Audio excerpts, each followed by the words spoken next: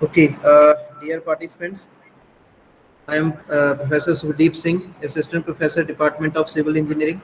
So on behalf of Civil Engineering Department, Gyaniyal Singh Campus College of Engineering and Technology, welcome all the participants to the session 2, day 1 of FDP on Advanced Construction Technology. So hereby we are starting with the session 2, and the today's expert for this session is Dr. Haramrit Singh Sandhu ji, and the topic for the session is geospatial technologies in civil engineering. So first of all, I would like to introduce Dr. Sandhu. So Dr. Amrit Singh Sandhu is recently working as an assistant professor in Department of Civil Engineering of Punjab Engineering College, Chandigarh, which is known as PEC, Chandigarh. He also worked as manager Rota India Limited, Gurgaon, and assistant professor DCRUST, Haryana. He has 18 plus years of teaching, industry, and research experience in the field of remote sensing, GIS, drone, etc. He awarded for Best Paper International Travel Grant, Outstanding Faculty Advisor, and many more. He published 5 research papers in national and international journals. He also worked for different sponsored projects funding by national and international agencies like THDC India Limited, Getty Foundation, USA, CDAC, etc. He also involved in various consultancy projects for national and international agencies as well. He guided approximately 23 postgraduate students. So now I would like to request Dr. Haramrit Singh Sandhu ji to kindly proceed with his session. Thank you. Good morning. Thanks, Dr. Sukdeep, for introducing me. Thank you, sir. Hope I am audible. Yes, sir. Perfectly audible. Yeah. Okay. I will just share my presentation.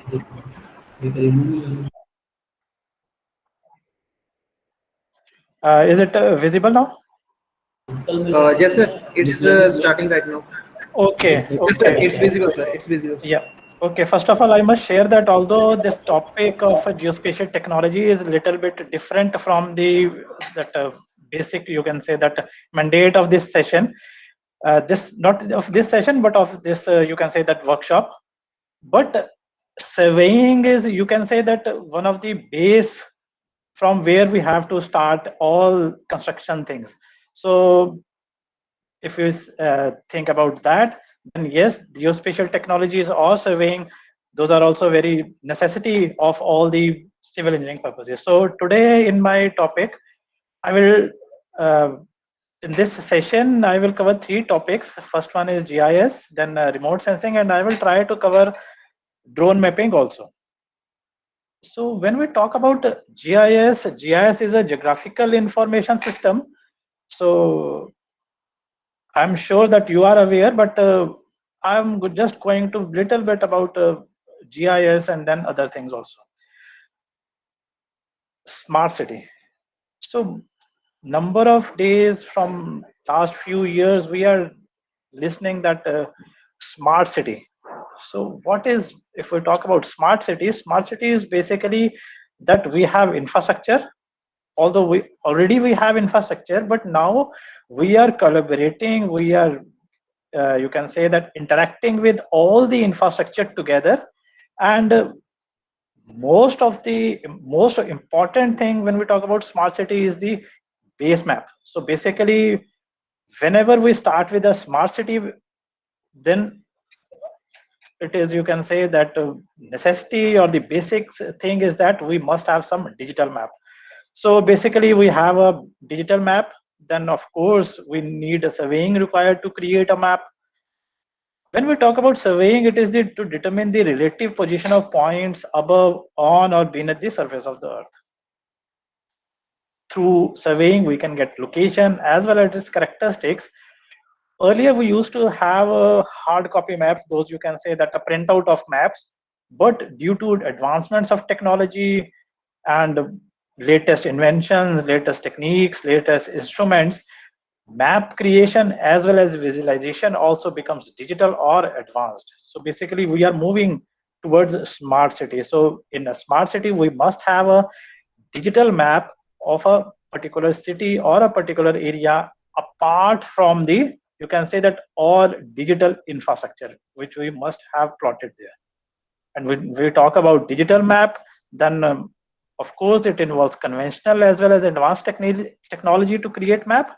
And we generally say that that subject is geomatics or geoinformatics, and generally we are saying that broadly we can classify this as a geospatial technology. I must request a participant that they can always stop me. We can discuss if you have any query, then you can discuss within the lecture also and apart from that also later on also.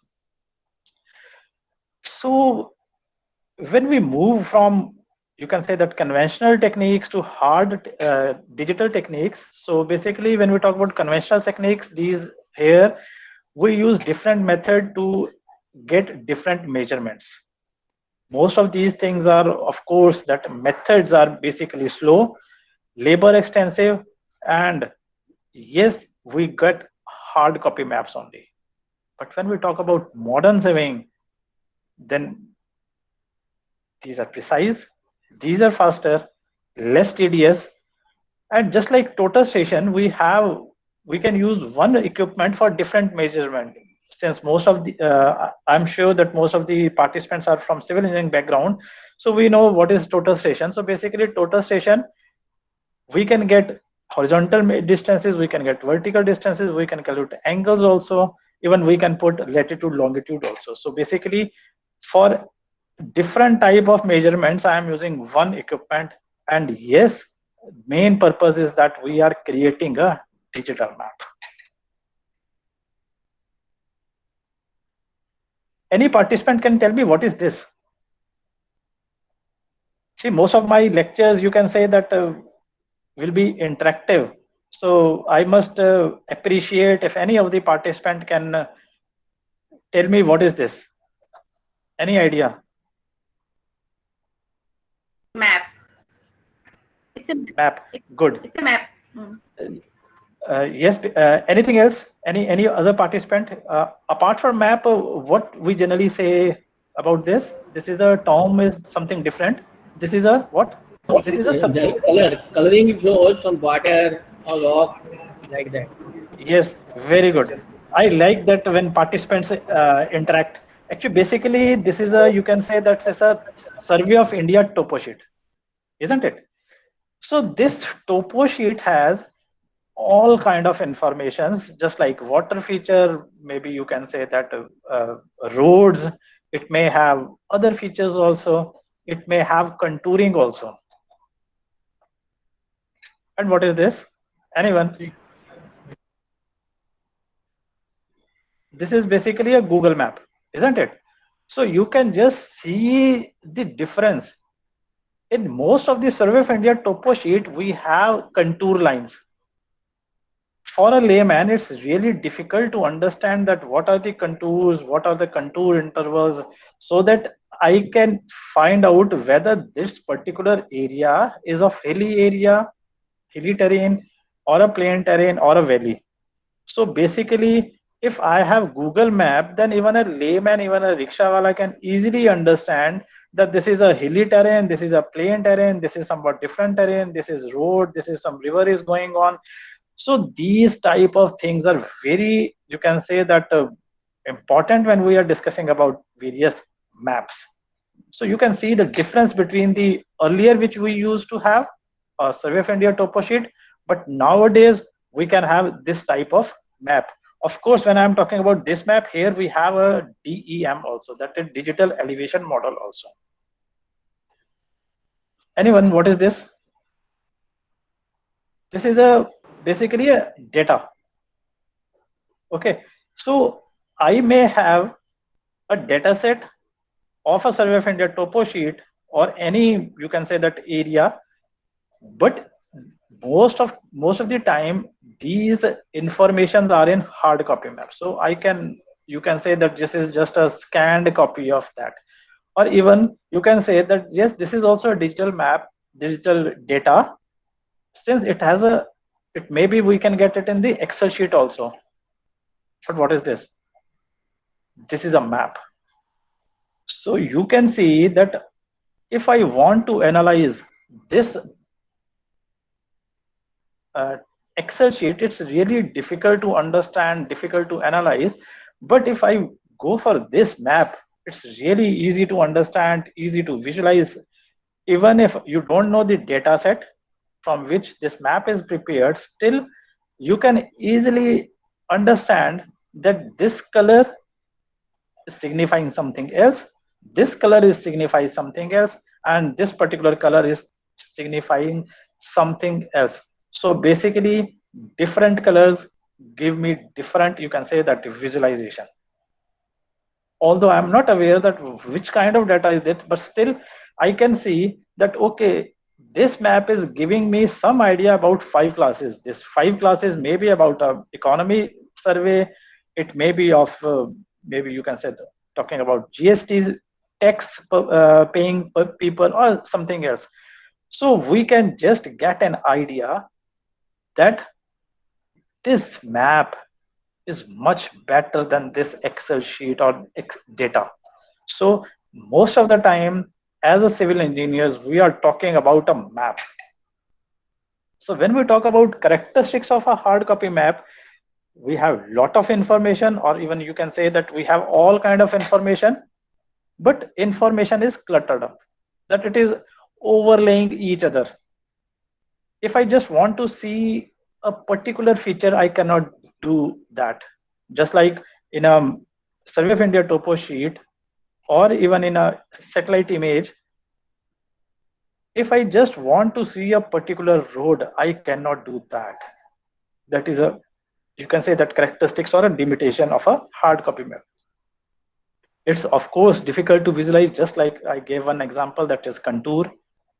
We have to do manual checking, and if I have a database, then those database are not easy to interpret. But when I talk about advantages of digital map or characteristics of digital maps, this is thousands of advantages are there. We can say that a map worth is 1,000 words. Just if you see a map, you can at least you can visualize number of things automatically. Although even if you have or if you don't have any data about that, now we can add number of informations like hyperlink, we can add information like hyperlink videos, etc. It's not easy to understand and analyze. We have an option of to visualize a particular feature. We can also say that the digital map is a dynamic and an intelligent map. So when we talk about digital maps, these maps are much better, or you can say that most of the time these maps are dynamic. Just like if I want to give an example, that if whenever I go from point A to point B and I am using a navigation system from of course from mobile, then automatically it can give you 3 options or 4 options from point A to point B. It can also tell you that you are going in some other route, and now the time will be 3 minutes or 4 minutes or 5 minutes more or lesser. So that's why we generally say that digital maps are basically dynamic and intelligent map. Dynamic means it is not a static map. Just like earlier we used to have a hard copy map, Survey of India topo sheet or an image, those are static maps. But nowadays, since we have Google, just like a basic example is Google Earth, which we are using most of the time. So this is a dynamic or an intelligent map when we talk about digital maps. If we say what is the difference between GIS work or a manual work or a hard copy map, so basically that storage is standard and integrated. But when we talk about hard copy maps, those are different scales on different standards. Retrieval is easy, since I just have to click on a button and it will automatically give me that map. But if I talk about hard copy map, then it's a really difficult to understand. Overlaying is very fast. I can overlay different features, I can overlay different layers, and number of layers I can overlay. But when I talk about hard copy maps, it's not easy to do overlay. Maybe I have to do whole kind of survey again, I have to do whole type of overlays again and again. So most of the time, Survey of India topo sheets, if I want to have updated Survey of India topo sheet, then these are expensive as well as time consuming. When we talk about spatial analysis, it's very easy in GIS, but if I talk about hard copy maps, this is not easy at all. It's really difficult to understand what it is saying. It requires number of, you can say that number of years, number of months of experience. Only then you can understand what about that if you want to do some analysis.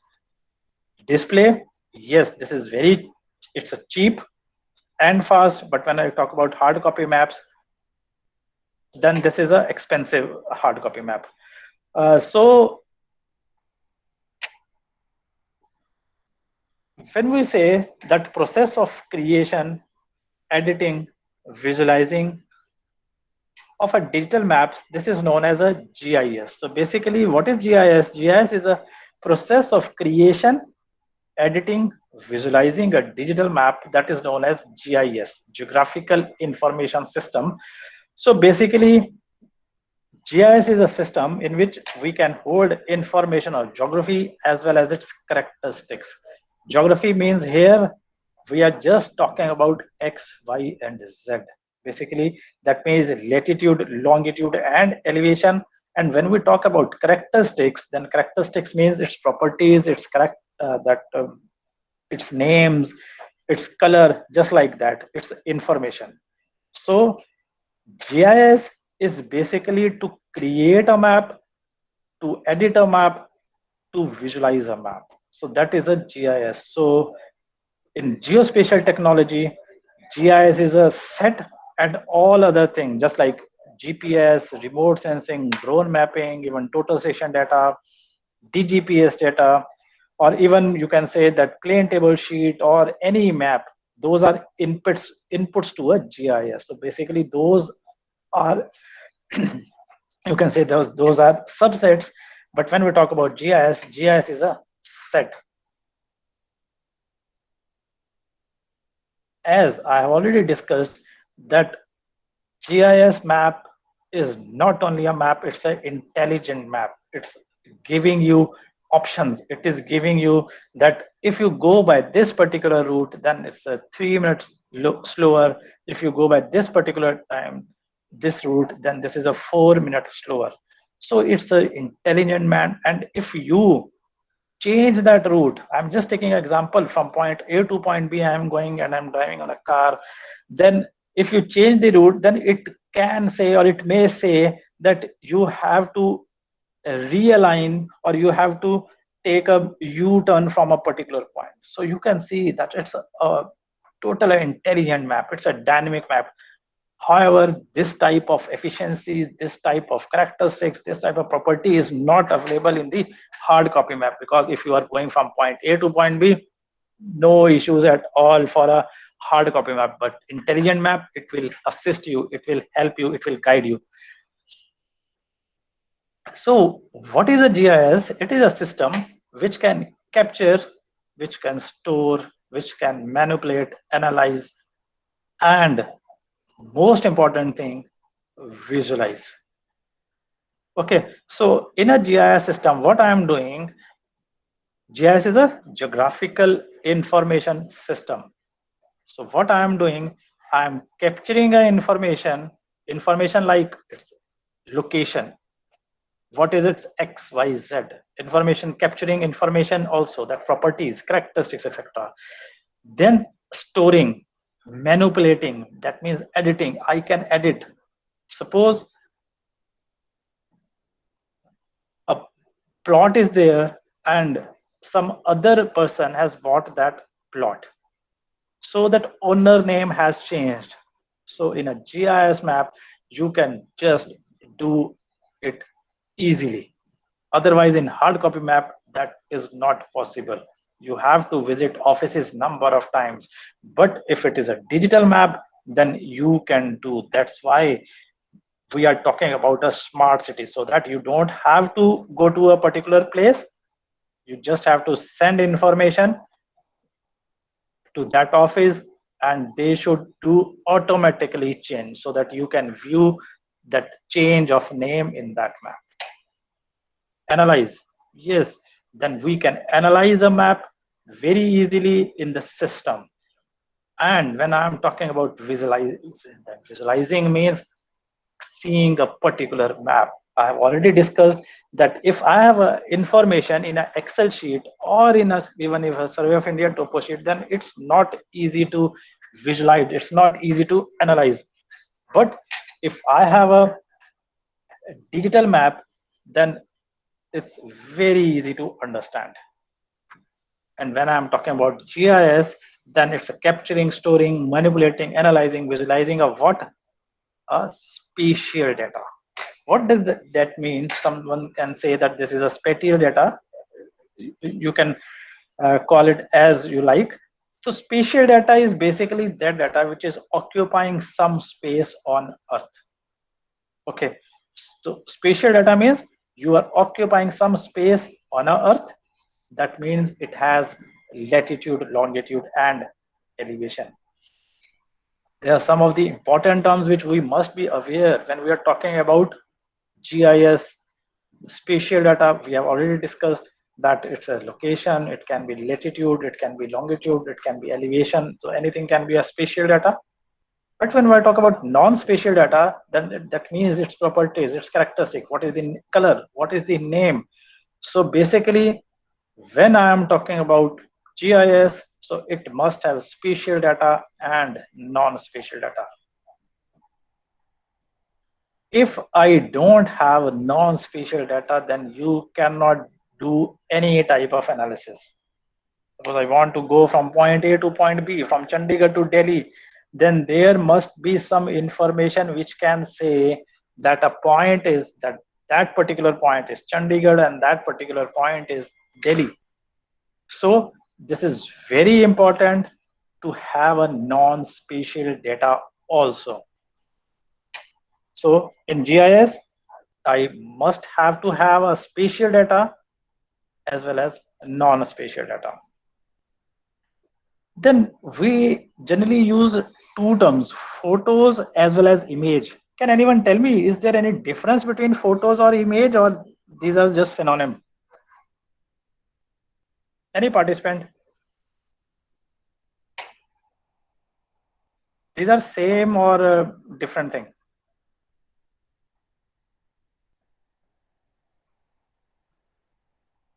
Basically, photos and image are something different. When I am talking about photos, you can just understand that I am just clicking a photo from my camera. It doesn't have a scale. It has extension of JPG or BMP or JPEG, the number of formats of photos. But when I'm talking about images, then images have scale. It can have metadata, and extension is basically TIFF. TIFF is tagged image file format. Tagged means just like I am tagging some information like what is the date at that particular time when I captured that image. Information like what is the elevation or what is the height of the satellite sensor when that image has been taken. At that time, what is the angle of sun? So that type of information has been tagged in a image, and that is known as metadata. That information, that inherent information of an image is its metadata. Okay, so and of course, when I'm talking about image, then it has a scale. So if I'm aware about geospatial technologies, about GIS, remote sensing, then Google has Google doesn't have photos, it has image, because you can check what is the latitude longitude of a particular point, of different points you can find out. So basically when we talk about photos or an image, there is a lot of difference. When we are sitting in a class in our office and we are drawing something, then that is a photo, there is no scale. But image, yes, we have scale, we have metadata information, like I already have shared that information about sensor, information about that particular location, information about anything. We have that of information in image, and TIFF is tagged image file format.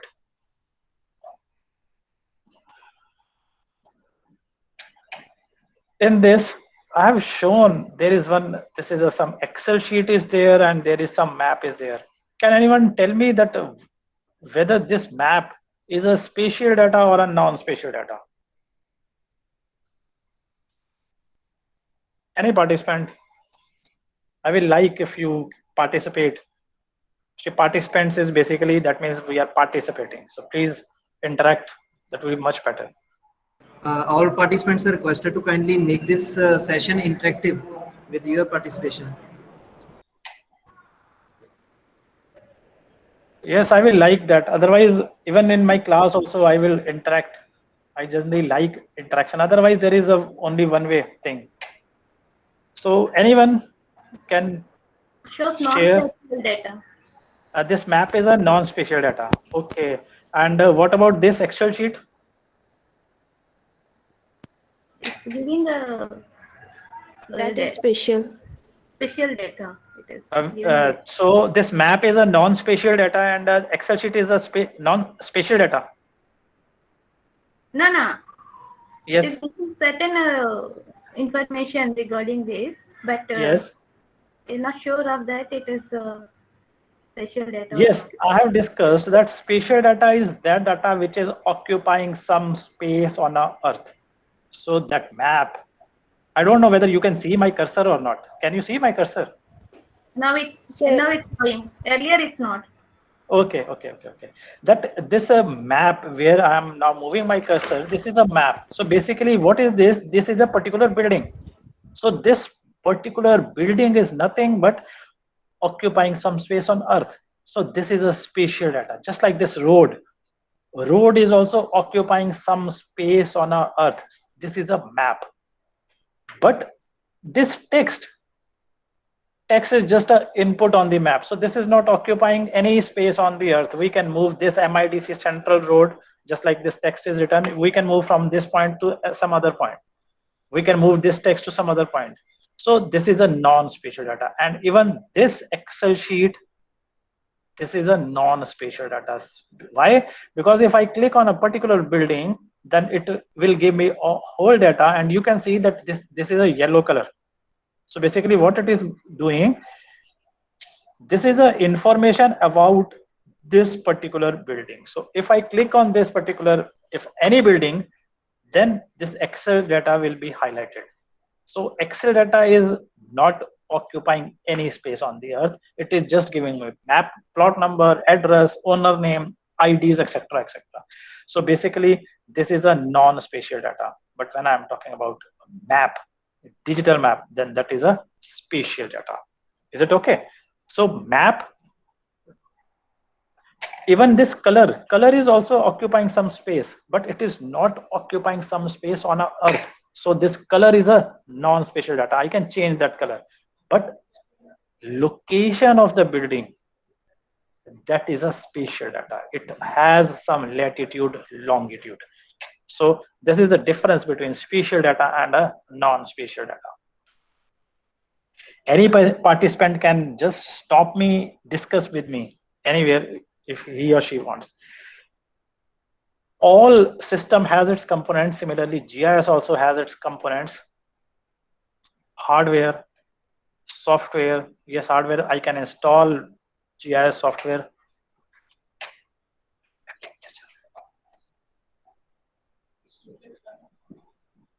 Just wait, just wait.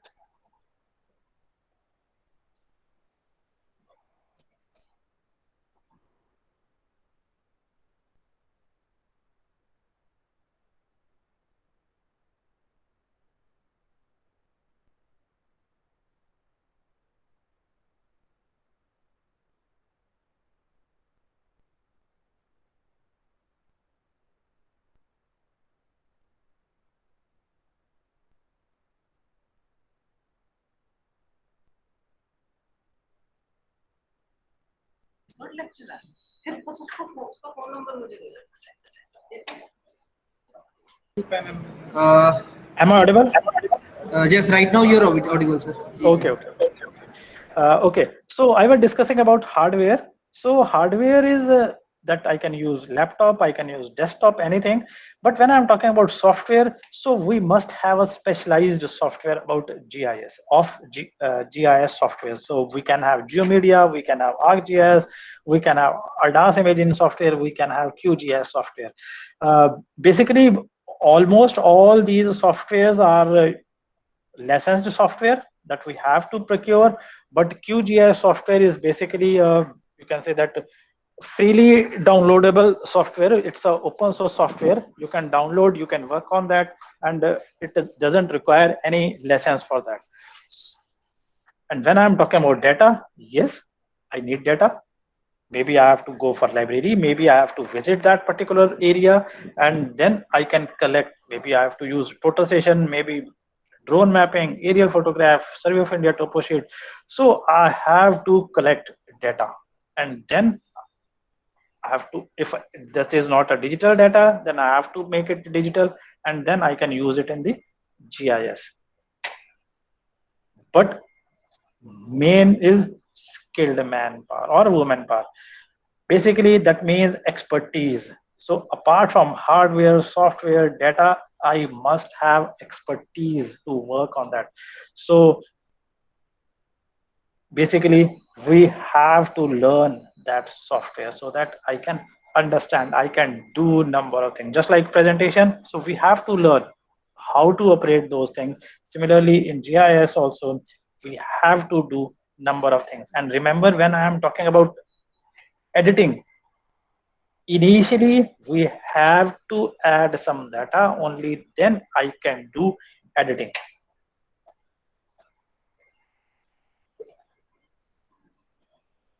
So types of GIS, you can say that it is based on the platform. Desktop, it can be desktop, it can be server, it can be based on the data type, it can be raster, it can be vector. And when I'm talking about platform, that those are it can be desktop server, desktop GIS, it can be server based GIS. Desktop GIS, basically, when just like this presentation, it is basically installed in my laptop. So this is a desktop GIS. If a particular software is only in my laptop or in my desktop, then that is known as desktop GIS and can be used by only one user. But if I'm talking about server based GIS, then in a particular system, I have installed the main data, and then I can have different client. You can just take example of a Gmail, that a server is in US, and then you are using even Google. Google is also server is in US, and anyone can use. All of us are client, but that server is in US. So basically, GIS application is installed on a server and can be used by multiple users across the LAN. So when we are working in a industry, then most of the time we are using a server-based GIS. Example, I have already discussed that an email which you are working, which you are using, is a server-based GIS.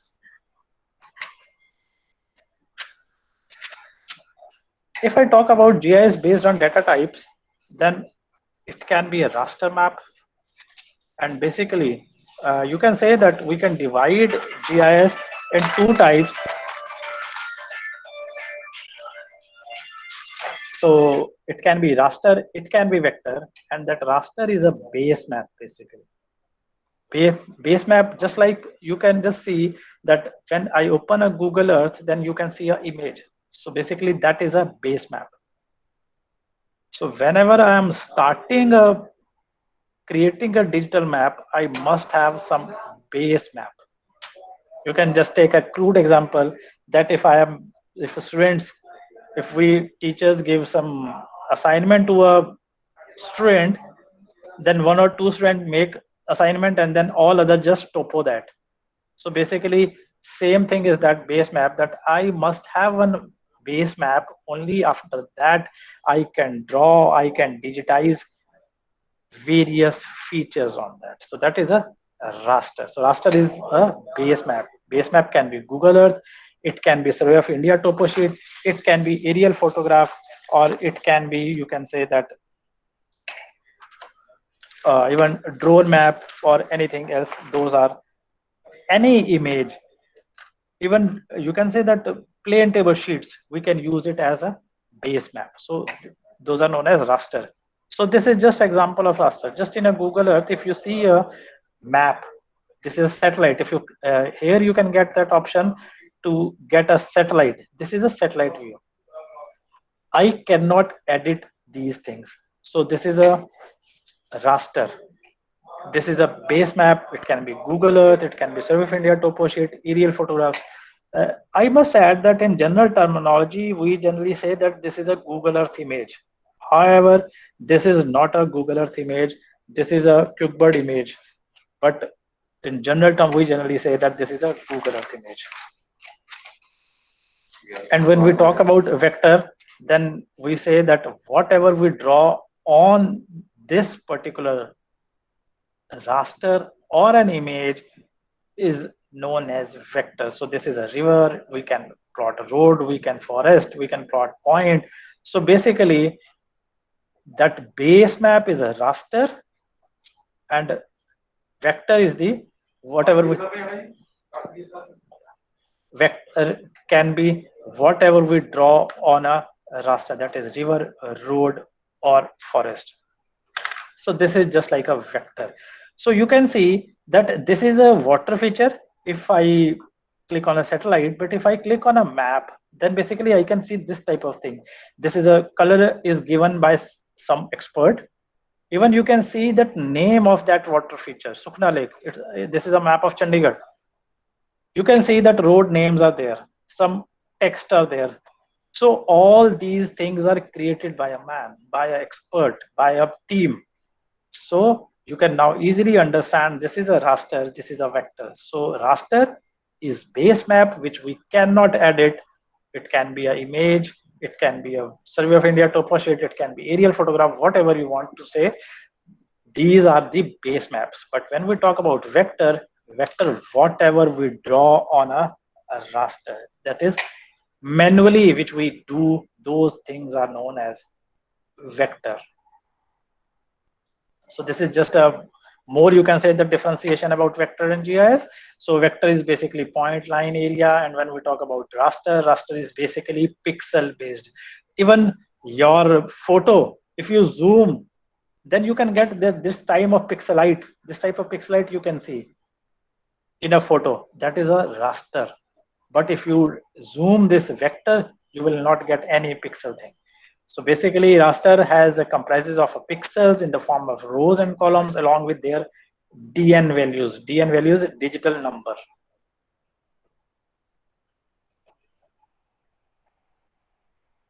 What is this? This is a raster or a vector?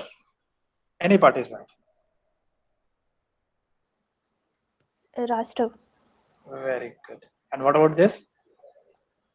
Vector. Yeah. So basically this image has raster as well as vector. I am just giving you example of Google. So since all of us, most of us are using Google Earth, so you can just click on a road, click on roads option, and you will see that yellow lines. These yellow lines are nothing but vector. Remember that in the advantages of digital map, or even in the characteristics of hard copy maps, we say that we cannot see a particular feature, but in a vector we can see. In a digital map we can do those things. We can switch off, we can switch on these roads. Okay, so basically this is a raster, and this is a combination of raster as well as vector. So I am sure Now you can understand easily if you switch on Google image.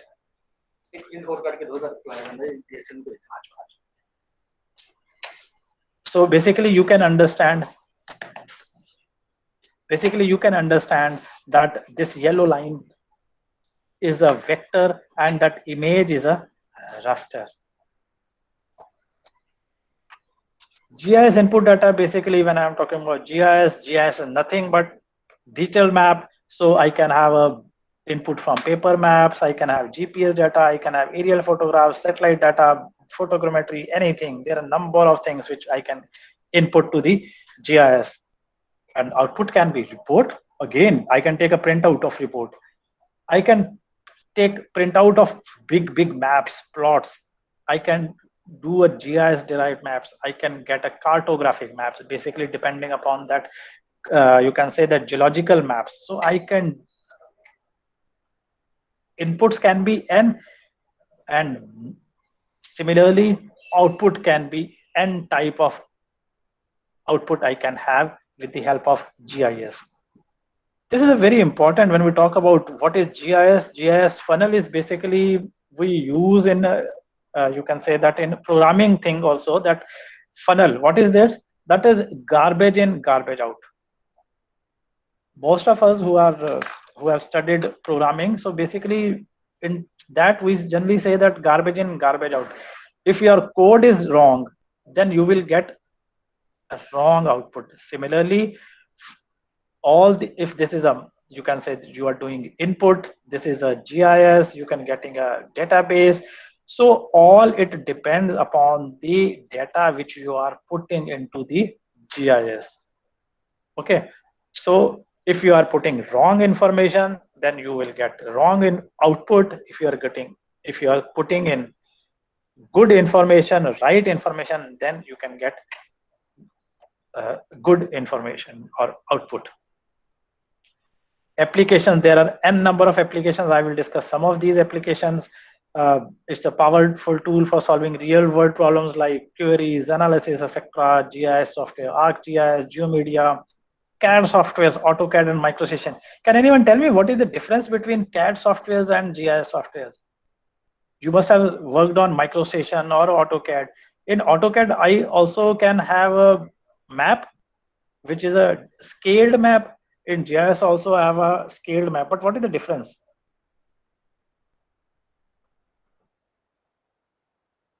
Main difference is that when I am using CAD software, basically we are using a Cartesian coordinate system, 0, 0. Reference is 0, 0. But when I am using GIS, then this is a latitude, longitude, and elevation. Almost all of us are using GIS in one form or other. So in following slides, we will discuss some applications of GIS. Integrating multiple functions, planning, emergency, public works, development.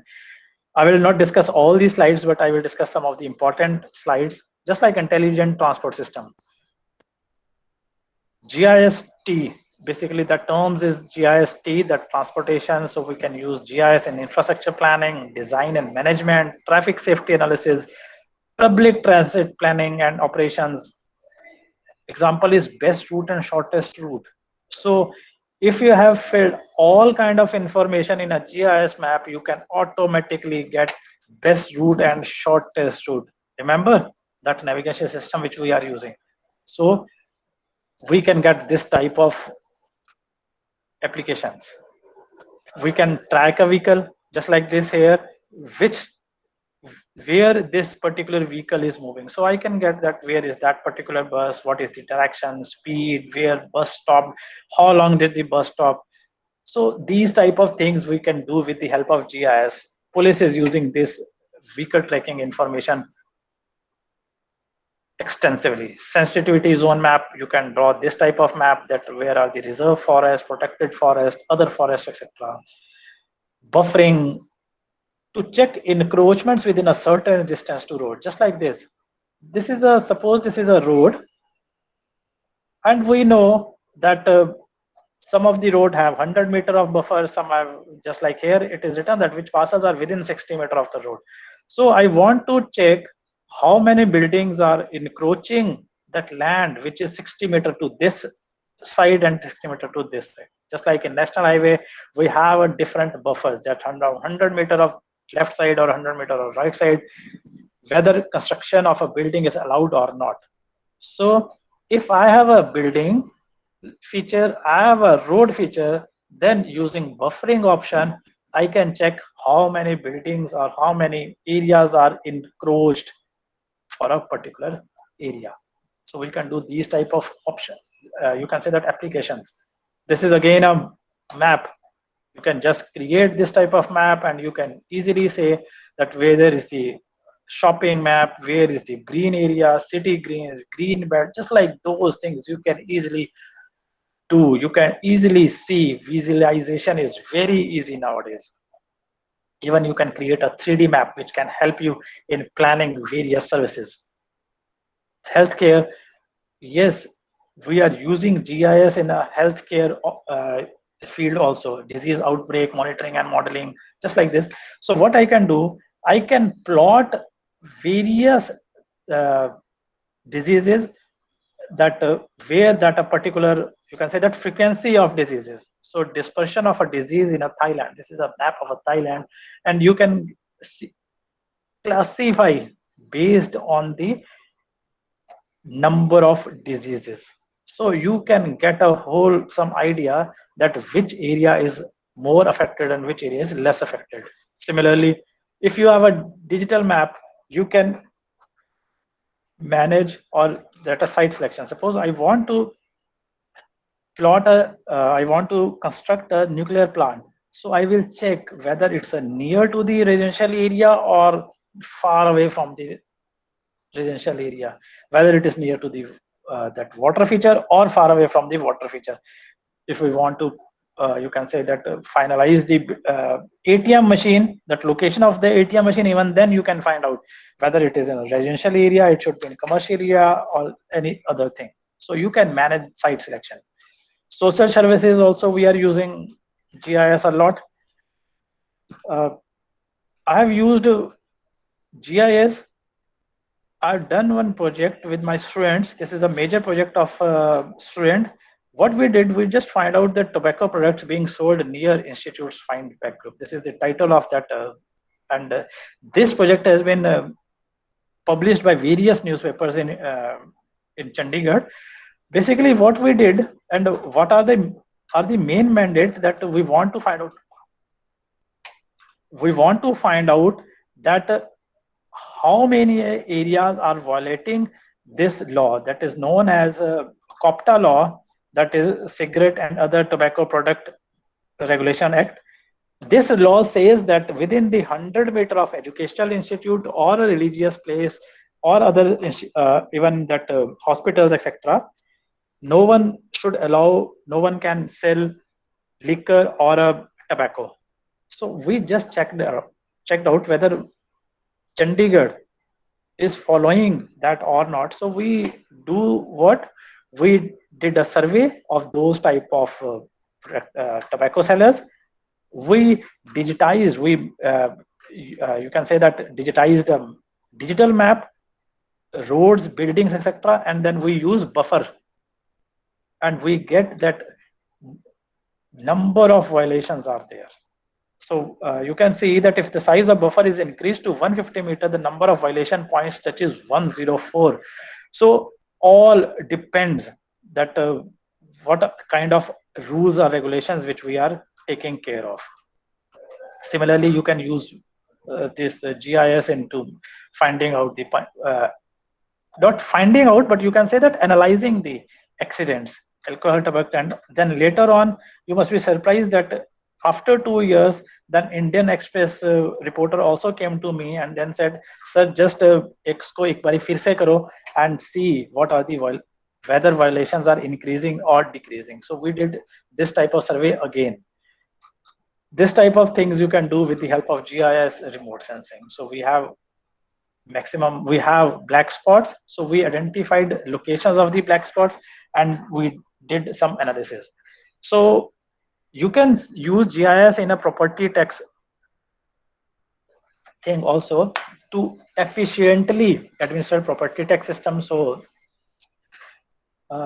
I will just give you some examples, just like this. This is an image.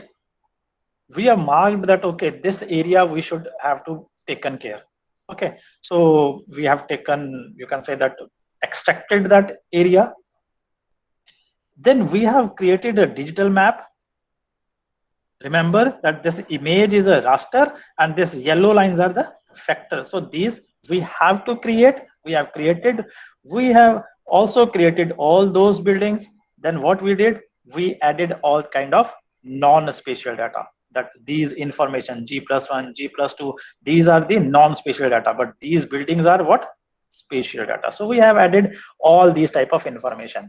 So if you click a particular building, you can get this type of information, that what is the property ID, what is the number, new number, owner name, building name, just like this, you can get information.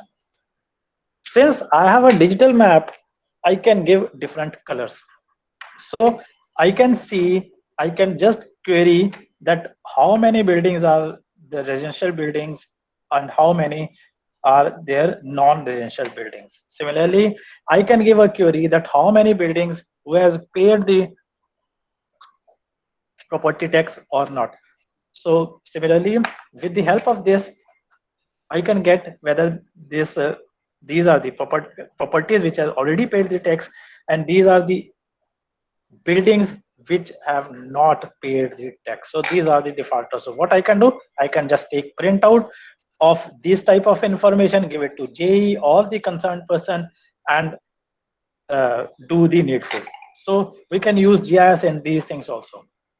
Emergency services, just like assistant identifying trends, patterns, plan disaster preparedness. So we can use GIS in these things also. Just like example is to determine the best location for placing an ambulance along a national highway. So we can do these type of survey. We can go for crime mapping also. And of course, there is one project that is known as Dial 100 project. So this is done by the Chandigarh administration. GIS companies, there are number of companies which are in the GIS, ISRI, Intergraph, Rolta, RMSI. These are the private concerned, and Survey of India, National Remote Sensing Centers. These are the government agencies which are into the GIS field. So, but when I am talking about GIS, I have shared number of, you can say that, advantages of GIS, but there are a number of challenges also. Ethical issues, yes, we have to, since we are collecting information, then there may be ethical issue. Technological limitations is there, software compatibility, variation of scales, collection of data is costly. Then you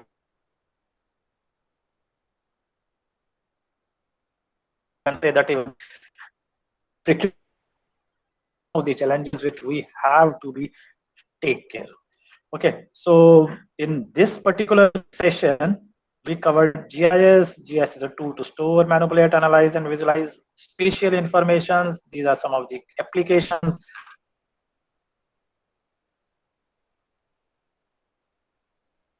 Components. We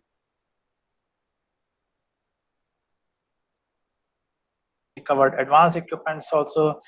Then types, raster,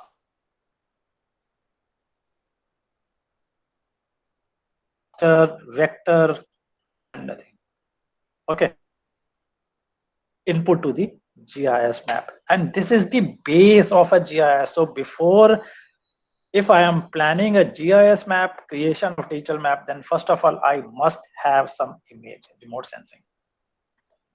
So can we sense things remotely? Yes, we can see, we can hear, we can smell, number of things remotely. This is basically a platform which is very near to the ground.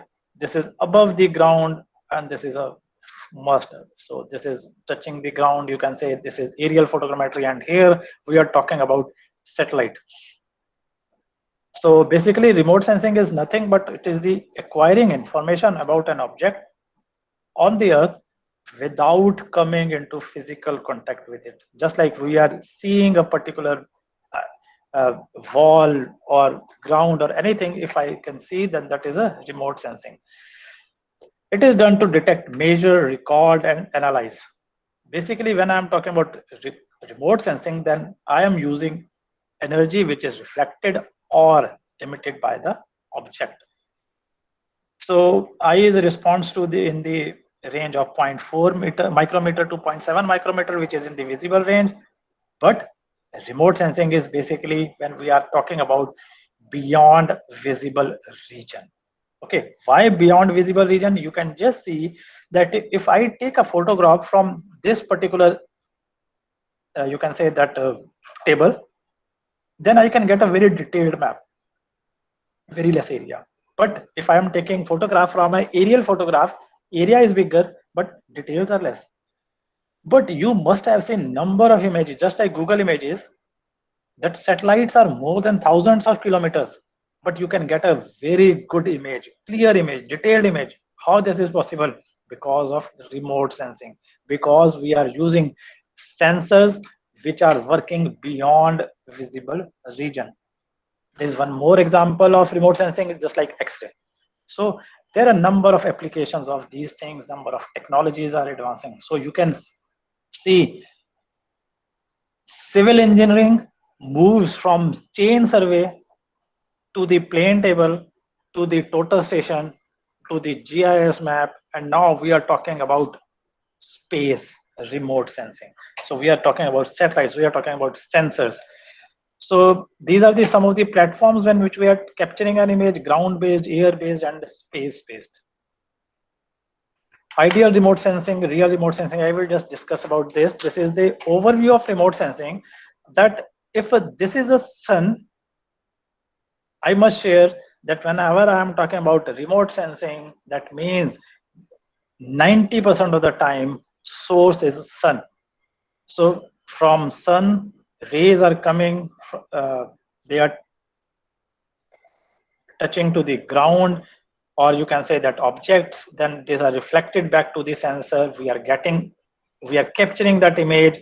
You can get this type of image, then we can send this image into the ground station for the interpretation of analysis. So this is overview of remote sensing. Basically what we are doing, this is a sun as a source, rays are coming, striking us ground, reflectance is going on to that particular sensor, it is capturing an image, and this image will be sent to the ground station for the planning, for the interpretation, for the analysis, etc., to create a map.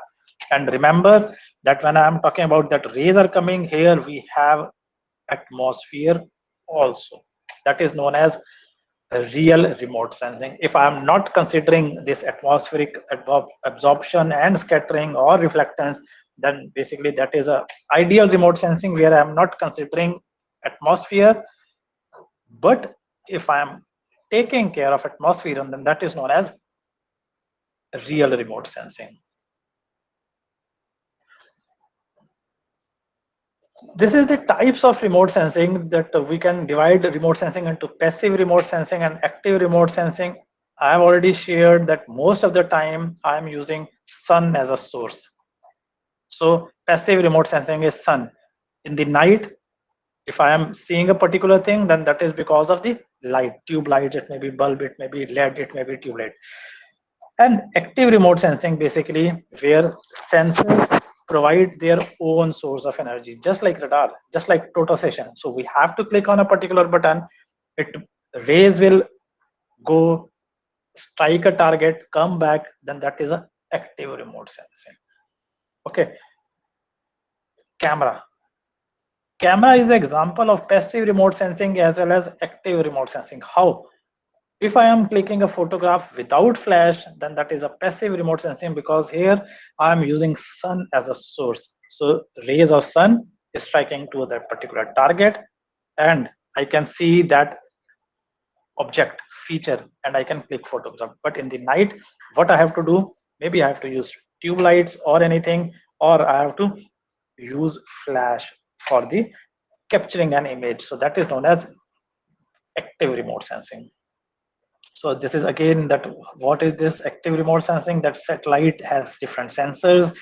It is, you can say that throwing or ejecting, emitting their own energy, striking back. So it is recording. But when I'm talking about sun, so sun is rays are there, then it is striking to the ground and it is capturing by the image. That is known as passive sensor. Can anyone tell me what is this? Is this a passive or this is passive? This is written as reflectance spectrometer and this is written as infrared thermometer. So infrared is a active remote sensing example or a passive remote sensing? Active. Yes, very good.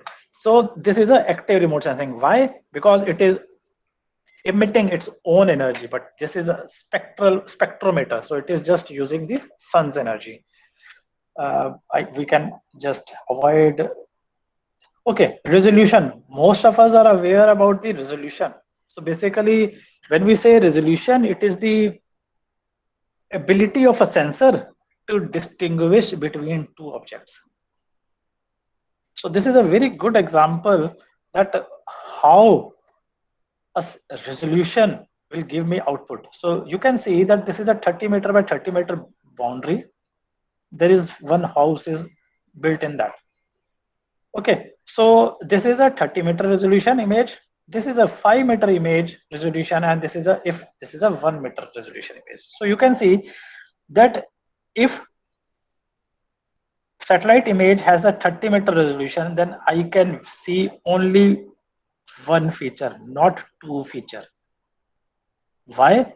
Because the resolution of the sensor is 30 meter. So I can distinguish only if distance between two objects is more than 30 meter. Okay. See, this is 5 meter. So what is going on? That number is reducing, but we say that this resolution is higher. Why resolution is higher? Because now I have 5 meter by 5 meter pixel information. So you can see that if I have a resolution of 30 meter, I can see only one feature. But if I have a resolution of 5 meter, then I can get image of two. I can get a image of two features. Now remember that there is gap here, gap here, gap here also.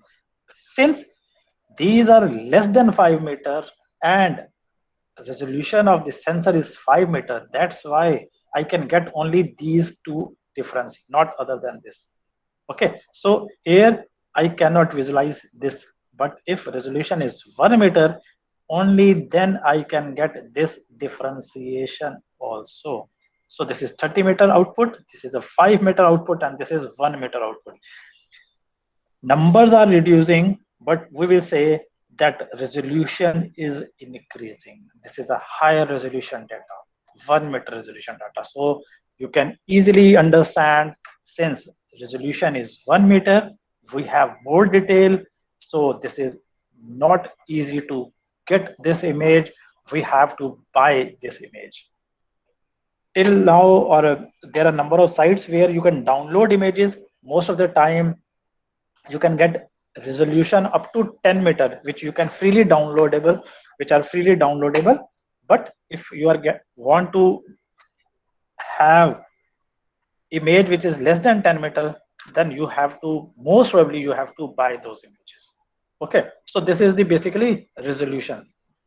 Hope it is very clear that then this is a 30 meter resolution, this is 5 meter resolution, and this is 1 meter resolution. So we have more data in 1 meter resolution. So size of this data, that is GBs, maybe terabytes also. So, and this is costly data also, because it is giving me more detail, more information. There are a number of types of resolution, but here I'm just talking about resolution and temporal resolution. So basically spatial resolution depends upon the type which I have already discussed. That LIS4 has 5.8 meter resolution, and Cartosat has 2.5 meters. So you can see that buildings are clearly visible. Here we cannot easily identify what is this. This is a spatial resolution. Basically depend upon the distance upon the two objects. Radiometric we can remove. Okay, temporal resolution. This is also very important. Basically we use this to detect change, just like if I have a photo of our childhood and now of present photograph, so I can see the changes. Similarly, I can see the changes here. So this is again a quiz. Okay, so basically you have to concentrate on this area that is top left, top right corner of the image. So you have to find out what is the difference. This is this second image. Can anyone tell me what is the difference? I've already given you one hint that you have to see only in this area. And I can give you one more hint that there is some, this is an image of before flooding and this is image of after flooding, or even you can say that rainy season. Can anyone tell me what is the difference?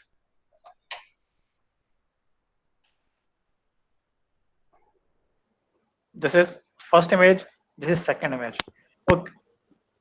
Yes, please. Anyone? Atmosphere. What? Atmosphere. No, I am talking about water. I gave you one more hint, that is water. In this area only, hope my cursor is visible. Top right, you have to check out what is the difference. Don't see that this is a black is there or not. I'm just talking about water feature. You can just see this area. My cursor is visible or not? Yes, sir. Okay, so you can just concentrate on this area. Is there any difference? The water course is taken a different route, I think. Yes. That is the thing. You can see that this is before flooding and after flooding. See, this is a ground. Yes. Isn't it? But what happened after flooding? This course is like this. So everything is now inundated with the water. So this is basically remote sensing. We can use remote sensing for the disaster management thing also. And Army is using this, police is using this, everyone. Most of the disaster, the NDMA, National Disaster Management Association, that is also using these remote sensing techniques. Okay, you can use for deforestation, you can use for sand mining, changing. So you can do a number of things with the help of remote sensing. This is just a, you can say that basic example of remote sensing. Okay. So this is third image. I'm just, you can say that skipping all these elements. This is very simple. I will just move to importance and then I will just share that I think I have drone mapping thing also with you. I will discuss that. So basically remote sensing plays a large role in the enhancement of any GIS. Data becomes relatable and useful. Data from satellites, radars, airplanes, it is obtaining information about Earth surface, basically beyond visible region and other than visible range also. Okay, so drone mapping. Yes, since we have only 15 minutes more, so I will just discuss drone mapping also. Most of us are aware nowadays about drones. And moreover, most you can say that thing is that you have seen drones in the marriages or the various functions, but here I'm not talking about those drones. Here I'm talking about drone mapping. There's a difference between those drones and which drone I'm talking about. Those drones are clicking photos, but here I'm going to capture a image. Okay, so drones or UAVs, unmanned aerial vehicles. So basically, of course, as different technologies. Similarly, here also that drones are used earlier by military application, but nowadays commercial recreational purposes. Since most of us are civil engineers, participants, I'm assuming that participants are from civil engineering background, we studied aerial photography also. We know that to procure an aerial photograph, we need customized aeroplanes. We have to go for search for pilots also. We have to have permissions also. There are a number of things and it involves a lot of cost. But with the help of drones, I can get a high resolution images, high level of details with much lesser amount.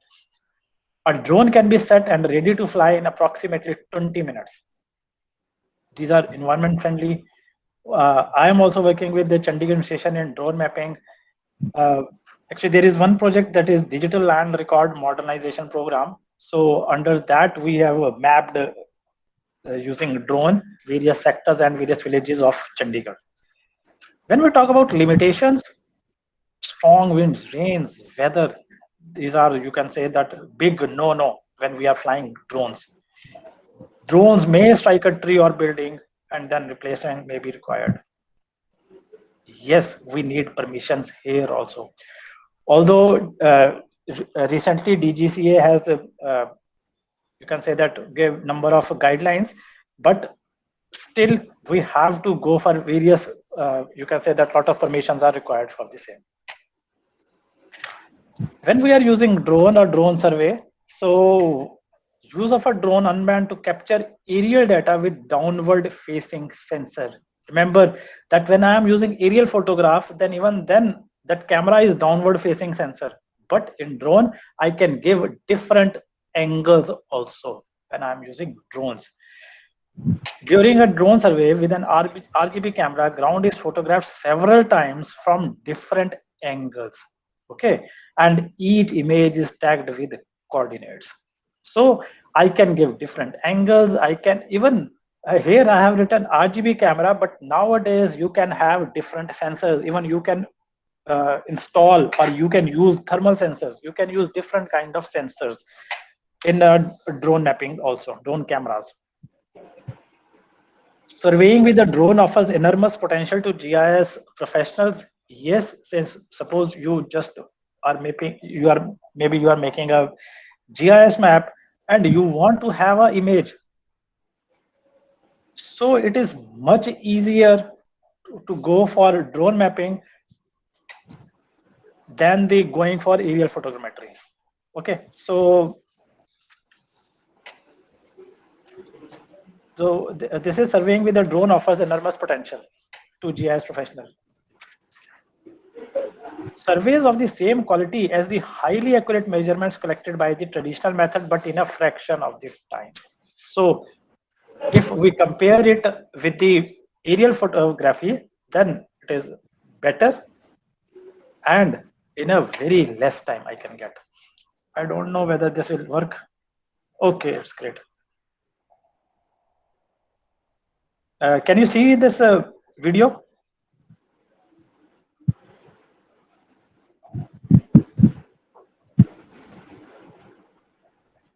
Is this video visible to you? Yes, sir. Yes, sir. Okay. And what about audio? Audio is coming or not? No, audio is not coming. Okay, I think there must be some problem. See what it is doing. It is also explaining the same thing that with the aerial photograph, I can have only, you can say, the downward facing image, but this is a particular area where some landslide occur, and with the help of drone, we can get a 3D map of that area. That is the what is the real position of the landslide, how it affected that particular area. This is just showing that. So you can get 3D view, you can get different angles of the terrain of that particular area, and you can analyze. Even you can just change the heights depending upon that area. So it is what it is doing, it is collecting that data.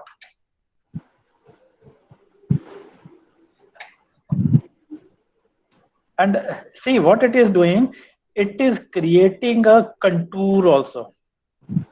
See, okay, so basically what I can do, I can create a digital terrain model with the help of this. Otherwise, which is not easy to understand that how that terrain has been changed because of that landslide. So this type of thing we can get.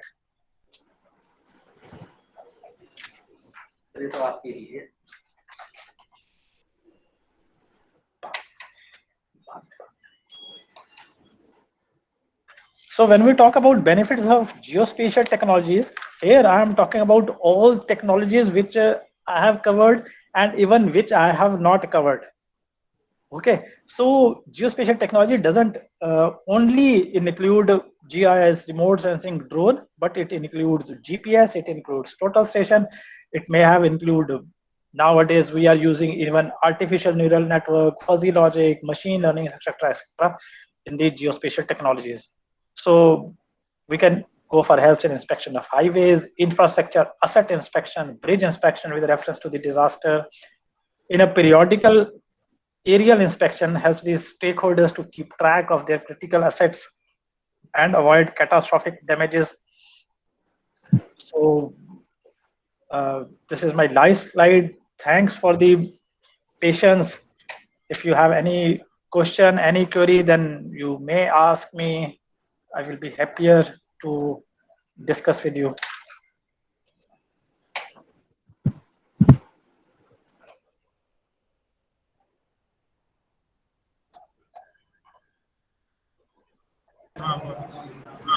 Hello. Yes, please. Thank you very much, sir. Any participant, if you have any kind of doubt or you need to clear some other point, your questions are welcome here. So Dr. Haramrit Singh Sandhu sir is here to answer your all queries. Yeah, I generally try to make our session interactive. So that's why I generally interact with you, and I just gave around 5 to 10 minutes also so that we can interact if anyone want to discuss anything. Right, sir. Any you can say that Sir, job actually, prospects. it was very valuable session, sir. Actually, we find applications of GIS in the area of transportation engineering and water resources. To your knowledge, can it be applied to structural engineering, sir?